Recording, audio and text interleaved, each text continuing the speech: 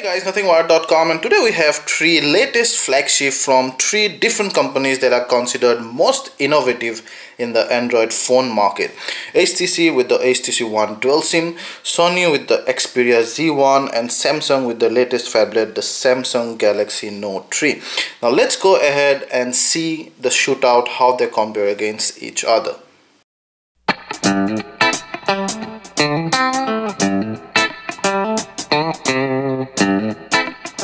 We'll start with some design and build aspect first. Now it's very apparent that the HTC One Dual SIM is the smallest of them all because it has a 4.7-inch screen here. Then the Xperia Z1 with the 5-inch screen, and then the monstrous Galaxy Note 3 with the 5.7-inch screen. So there you see how they fare against one another. You see it's visibly smaller. However, the Samsung Galaxy Note 3 and the Xperia Z1 aren't exactly much different, considering it has only a 5-inch display and it has a 5.7-inch display. You see, if I put them side by side, you see there's only slight difference here. And if you go here also, you'll see the Note 3 however is significantly bigger than the Xperia Z1, and of course much bigger than the HTC One. Then the HTC One is actually the thickest of them all. The Xperia Z1 is the thinnest of that all, but then again there is not much difference between the Z1 and the Galaxy Note 3. Yeah. The next thing is actually similarity. Even though it has a 4.7-inch, 5-inch and 5.7-inch, all of them have full HD display that's 1920 by 1080 pixel. There comes the difference. Because of the screen size, the color density is different. The HTC One has the highest color density, that's the pixel per inch, and then the Xperia Z1, and then the Galaxy Note 3. That's about the size comparison. Now when you look at the build quality, there is an even more stark difference. The HTC One Dual SIM is all metal. Do you see? It's all metal with very slight hint of plastic, actually almost non-existent part, this part now. The Xperia Z1 on the other hand is all metal in the ring, and then glass on both ends. You have slight plastic in the flap, but for most of the part the phone is all glass and metal. And then the Galaxy Note 3 is, although it feels like leathery, but it's actually plastic. This part is plastic, and then the front part is of course glass. So the build department, I would say we give it to the HTC One because it's also built of metal, which looks better than plastic, not better than the glass. The glass one actually slightly looks more elegant, but then there are two things because of which we give it to the HTC One. Number one, because both sides are glass, it attracts a lot of fingerprints, and when it's full of fingerprints, it's actually reduce the elegance. Number two, because the backside is glass, it's more prone to getting scratches, or it might even break if you drop the phone or if you place the phone really hard on any hard surface. However, that's not the case with the HTC One. Last is of course plastic, and that's why Samsung's always been criticized for the plastic construction. Thank God the Galaxy S5 is rumored to be a metal phone. Let's see. So that's about the construction. The HTC One comes and wins hands down. Now let's check out the button placements. On the front side over the screen, yeah, you have HTC's earpiece somewhere here hidden. You have the front camera here, almost the same, almost in similar places. You have the notification LED and the proximity sensor here. Say in Galaxy Note 3 you have them here, you can see those. However, with Z1 you have the proximity sensor here, but then the notification LED light hidden here with the earpiece. That's one difference. Another stark difference, and which is one of our favorite differences, is HTC One's brilliant boom sound speaker placed on top and bottom of the display, which actually makes the sound come out best among all these devices, and in fact best among all the competing devices that we've tested this against. The speakers here are placed on the bottom, and same case with the Galaxy Note 3. You can see the speaker here. So when these are faced towards you, you can hear the sound. They came to you directly, and although they're stereo speakers, two speakers, here you see one speaker. Again, the HTC One wins hands down. The HTC One's buttons are placed here. Xperia Z1's buttons are actually placed on the screen, reducing the screen size to less than 5 inches, and Note 3 has both the buttons here. So among all those three, we love the button placement below of the Note 3 because they do not obstruct with the screen at all. Now let's place them side by side and see the button placements. So this side, a lot of differences actually. You have Note 3's volume rocker here. Then the Z1 has the micro SD card slot and the micro USB port, and then your dock connector, and the HTC One has only the switch to open the back flap. Below, the Note 3 has the mouthpiece, the charging, micro USB 3.0 port, speaker place for the S Pen. This one has the speaker, so similar, and then your eyelet for your lanyard here.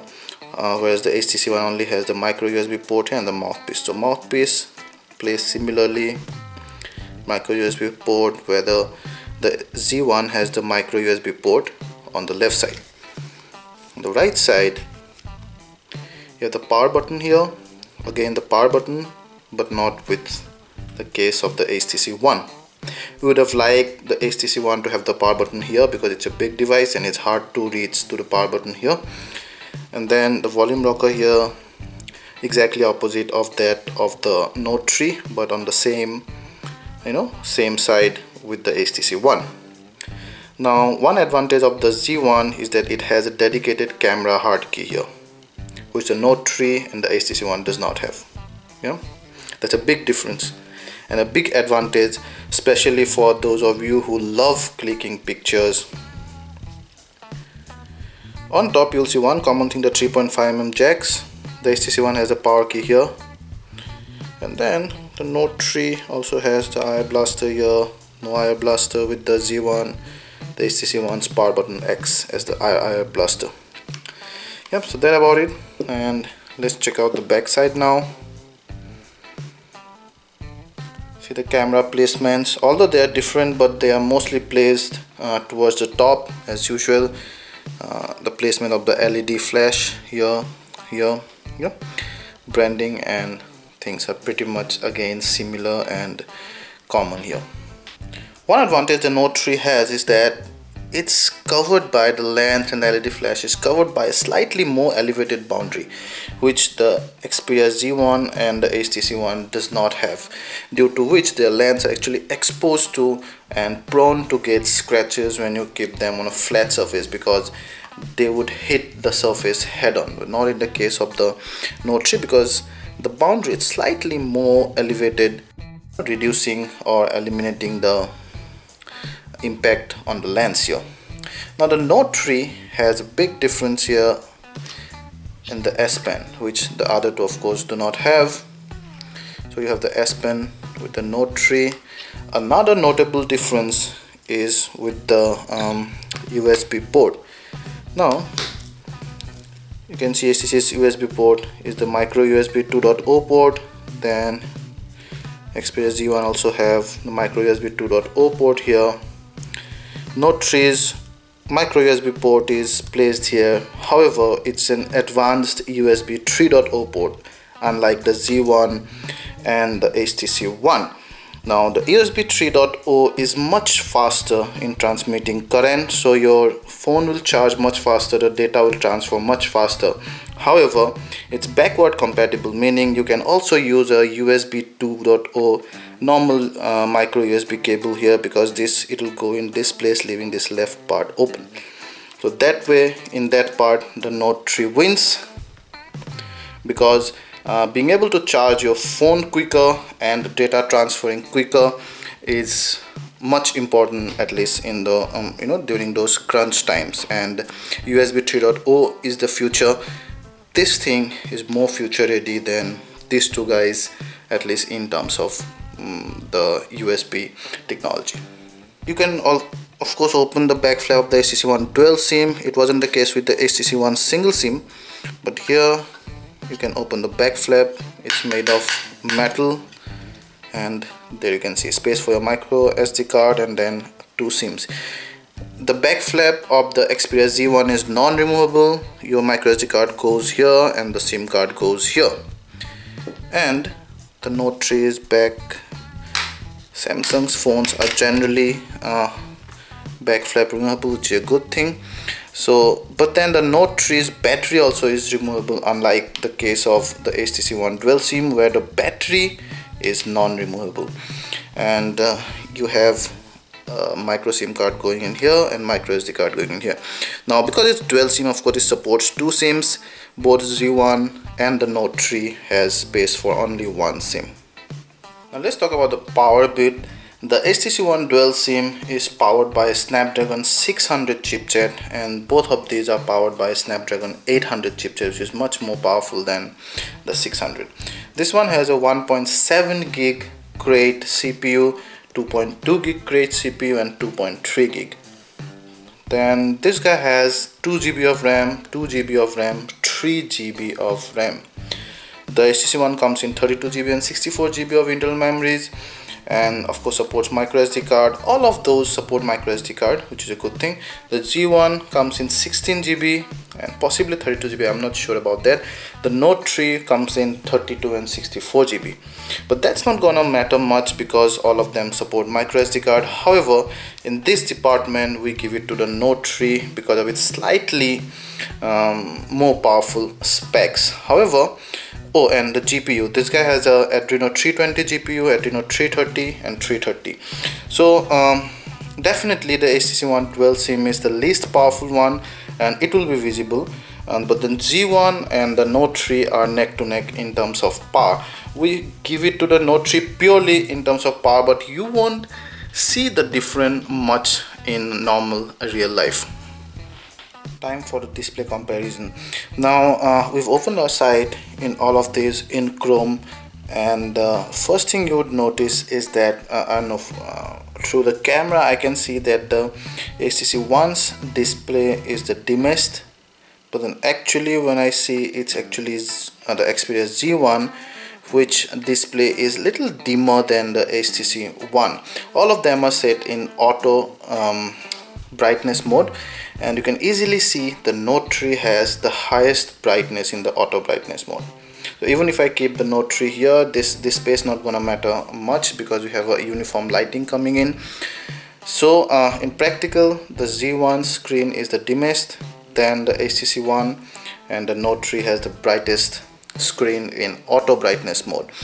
Now you can also see that even though the Z1 forget the Note 3, that's the best.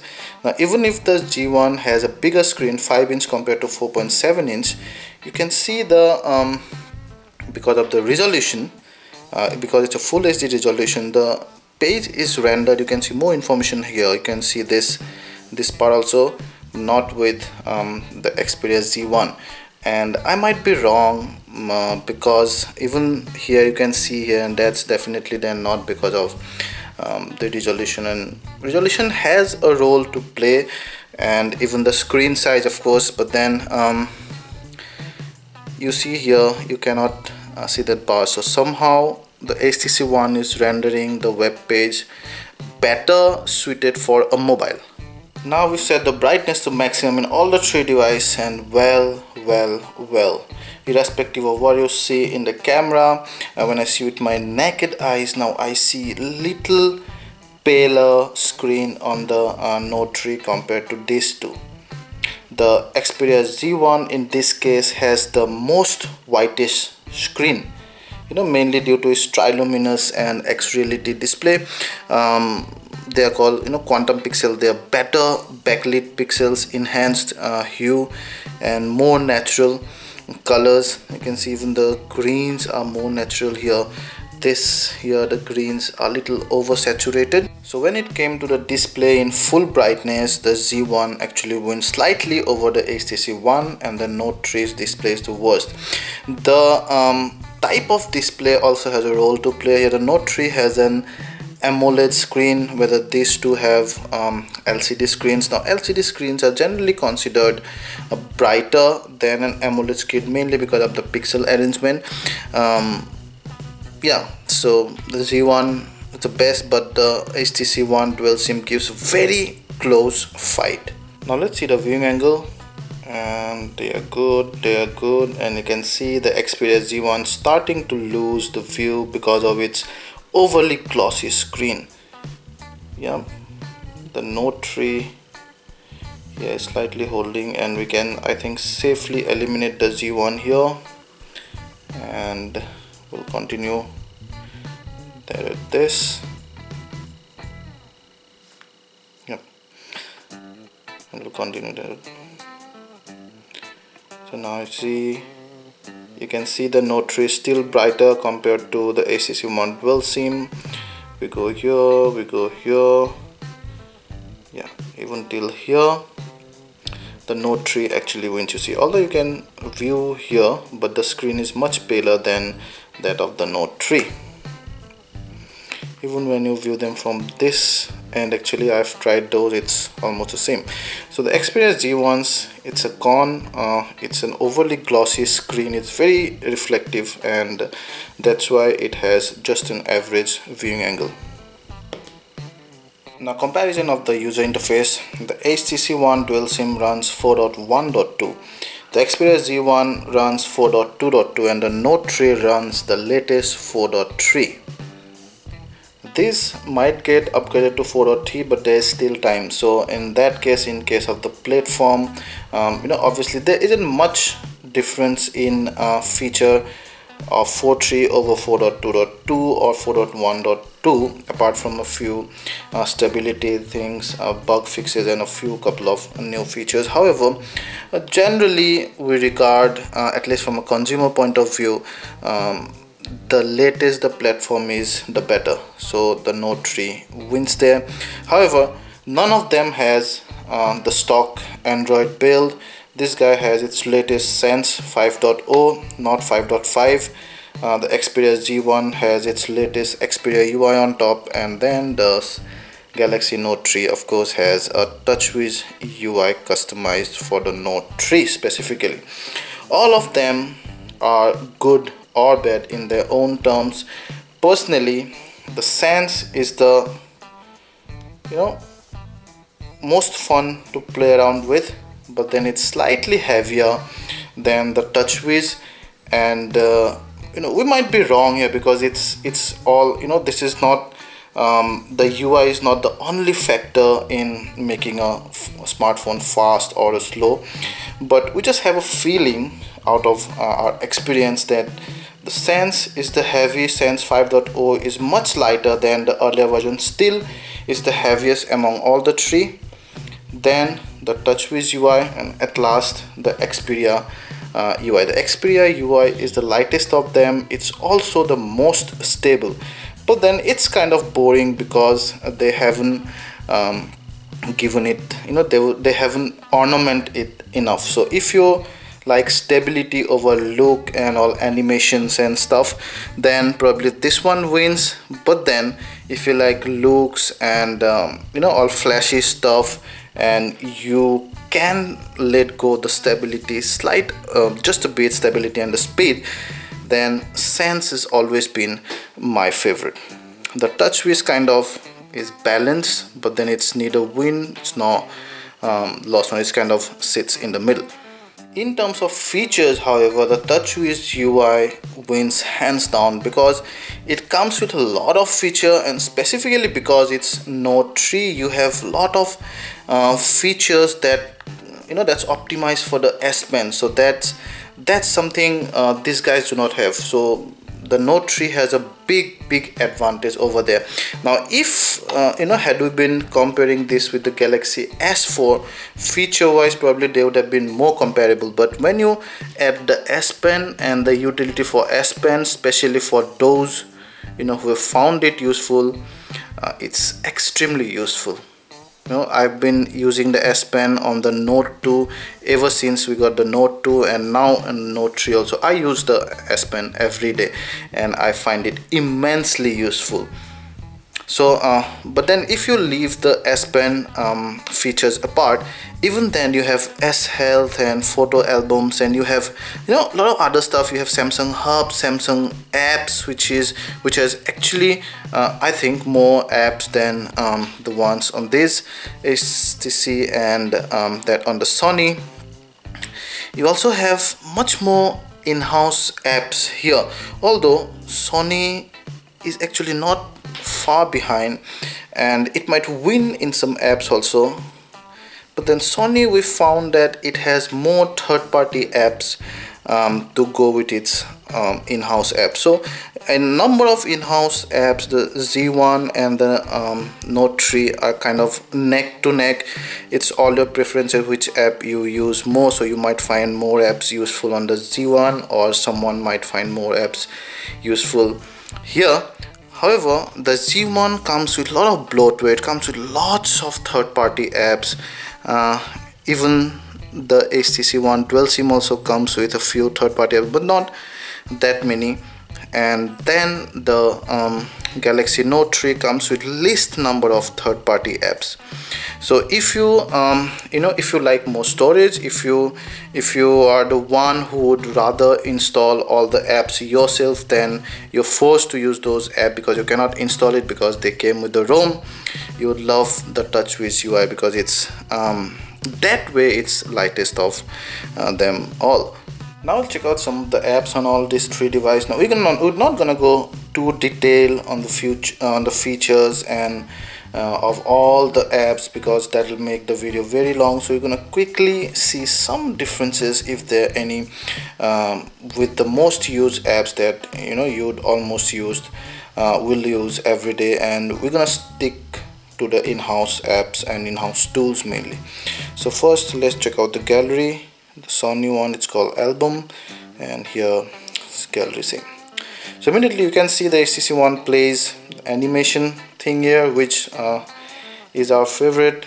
I really love this feature. Even when you go to this album, you'll find already about 30-second movie is already auto created, and you can actually go to that movie and save or share that movie, and it's kind of tells the story of the album. It's particularly useful when you're suppose you're back from a trip, and so that movie will kind of tell the whole story in like 30 minutes. These guys do not have that, but the arrangement is different. As you can see, this and this are more like similar. The most recent thumbnail is the biggest, and then you have all the images arranged in stack. In HTC One it's kind of a little different. Yeah, it's kind of a little different. Yeah. The second thing is Xperia One. You can see you can very nicely, with a nice animation, you can change the size of the thumbnails. You can change it here also, but not so much. There you see. In the Z1 you can really go this small and then come actually this big to have one thumbnail all over the screen. Nothing here. So nice little animation with the Xperia Z1. You can also edit or crop your pictures from here within the album, within the photo. Here you can edit it, but you'll need to go to a dedicated photo editing app. Even here you can do more editing with by going it to a photo editing app. However, there are some out of box editing tools. Here when you go here, suppose, and then you go to edit, you have almost most of your quickly need editing tools right here out of the box. Yeah. So for gallery, I think I'll just give it to the HTC One dual sim. It's like, you know, utility wise it's the best, although looks and animation and, you know, funkiness wise the Xperia Z1 wins, but overall I'll give it to the HTC One. And there you see the interface of the camera on all the three devices. You have the flash settings here, flash, you'll have the quick flash settings here upon there, but then you'll see the HTC One's interface kind of the simplest to use. You also have Zoe here. Yeah, here are the controls, and this also is, but then the Note 3 is kind of more stuffed. So you have all these quick settings here. You also have a mode, you know, then you can go and arrange the mode here, nicely animations, and then you can also have your, you know, quick effects from here. Here you can go to different modes from here. Here you can go to different effects, yeah, and from there of course the main settings. So this is the cleanest UI. However, the Note 3 has the busiest UI, and everything are kind of I mean, I find it easier, but I generally am the one who always use anything in the advanced mode. But if you're the one who wants simple mode, quickly, you know, shoot and go kind of stuff, so this is the cleanest one. The browser test next. So we're only gonna compare the Z1 and the Note 3 because Sony does not have its own default browser. It has Chrome as a default browser, so it's not applicable. So we're gonna take this off here, yeah, and we're gonna keep these two. So almost similar, but you have some nice little animations with the Note 3 here, yeah. Also it's an updated browser, more desktop grade, yeah. You see here you can go enable flash player. So the one on the HTC One actually supports flash player, but the one on the Note 3 does not. Chrome does not support flash player, so you cannot play flash videos, animations or game on Chrome in any of these three devices. That's the menu for the Note 3. There's not much to talk about, but this guy can play flash, so that's a slight you know, kind of an advantage in that aspect. But who plays flash anyway these days? The music player next, and let's click it. There's Walkman on Sony, and then music on Samsung Galaxy Note 3. The moment you open the music player, you see the Walkman is most colorful. All the artist songs, all the sorting options are arranged in a much colorful manner than here, where they are like they're most straightforward, as well as on the HTC One dual sim. And when you go to main page, you can see this, you know, or this, yeah, you can go here. There you see. So those are the interface on a single song. I'm not gonna go too deep into settings, but the Z1 supports something called a clear audio, and which enhances the speaker sound a bit. However, the sound output from the HTC One dual sim, as you will find on the review, is way better than the one on these two, mainly because of the boom sound here and beach audio support. The sound output on the HTC One dual sim is phenomenal, and the best via a speaker output on a mobile phone we've ever seen actually. And these guys stand nowhere. Between these two, I think the Note 3 is kind of louder, but the Z1 has more bass and it's more controlled. But in any case, the HTC One wins hands down here, both hands.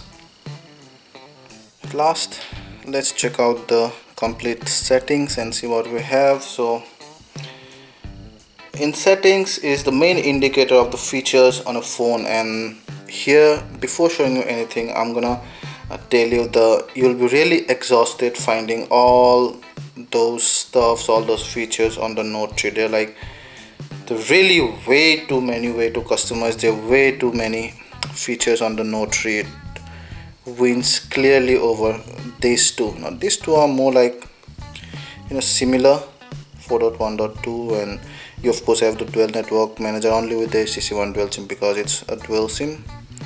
Yeah, you see NFC both have NFC, and just for the sake of showing, you have NFC here and S-Beam as well. You can personalize here with the themes, and every one of them has their own theme and wallpapers and all stuff. So account, actually we love HTC because let's check out the account here. HTC has more options, slightly more options than the Xperia Z1, and much more options than the Galaxy Note 3.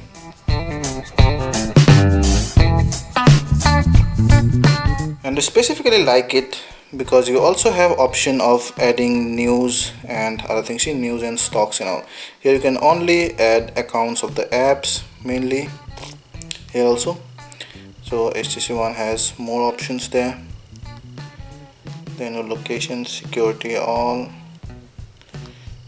here, transfer content, displays. You'll have lots of options in displays even here, you know, and your display options here are this.